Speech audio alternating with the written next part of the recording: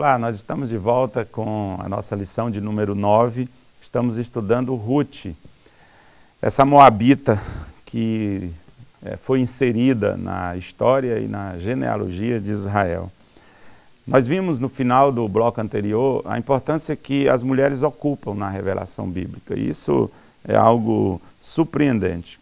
Por exemplo, quando a gente vê e percebe que as genealogias bíblicas elas eram predominantemente masculinas. No entanto, quando a gente olha para a biografia que nós encontramos na história de Jesus e olhamos para Mateus capítulo de número 1, onde nós temos ali a menção da árvore genealógica do Messias, a gente encontra, na contramão do que era comum, a menção de várias mulheres. E coisa interessante, porque entre essas mulheres a gente vai encontrar o nome da nossa personagem de hoje, né? Nós encontraremos lá o nome de Ruth. A história de Ruth, ela se delineia na época dos juízes, nesse período de anarquia religiosa e social, nessa época de infidelidade. A palavra de Deus vai dizer que uma mulher chamada Noemi, ela resolve sair da sua terra, ela resolve sair em direção a um país chamado Moabe e vai para aquele lugar, logicamente, na tentativa de que a vida favorecesse, de que as coisas melhorassem. Devido às dificuldades em Israel, ela e sua família toda, seu esposo se chamava Elimeleque, e a gente encontra nome dos seus filhos, Malom e Quilion. E eles então migram de Israel na tentativa de que a sorte pudesse sorrir para eles, vão, e acontece o inesperado. Lá na terra distante, no país de Moabe, provavelmente devido a alguma questão genética, é o que a gente pode deduzir, morre o marido e logo depois morre os seus dois filhos de Noemi. E ela fica sozinha, junto com duas noras. Uma se chamava Orfa e a outra se chamava Ruth, duas moabitas, e ela decide, então, voltar para sua terra, sozinha, desamparada. Ela retorna cabisbaixa para Israel. E o livro de Ruth, a história de Ruth, é um exemplo de superação. Porque nesse conto dramático, nessa história tão triste que a gente percebe da vida, inicialmente da vida de Noemi, permeada pela fome, pela miséria, pelas incertezas que acontecem, ela retornando para Israel, a palavra de Deus diz que Ruth se apega a Noemi e diz para ela: eu vou voltar junto contigo para Israel.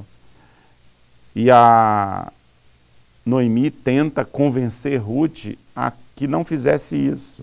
Ela diz: você não tem nada para ganhar com isso. Volte para sua terra, fique com o seu povo aqui em Moabe. Mas esse texto que a gente lê no texto áureo da revista, que inclusive é usado às vezes em casamento, não tem problema de sê-lo, mas ele é as palavras de uma nora para a sogra.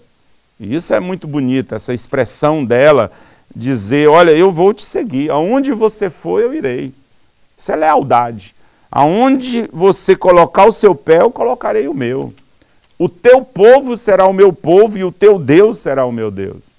Mas essa história de superação numa época de muita dificuldade, nesse quadro de penúria, tem muita coisa para ensinar para a gente. Nos ensina que acima de toda tribulação e adversidade está Deus.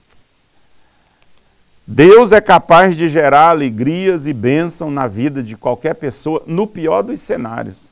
Uma coisa bonita que a gente vê na história dessa mulher de Ruth e no livro de Ruth é o agir silencioso e sutil de Deus.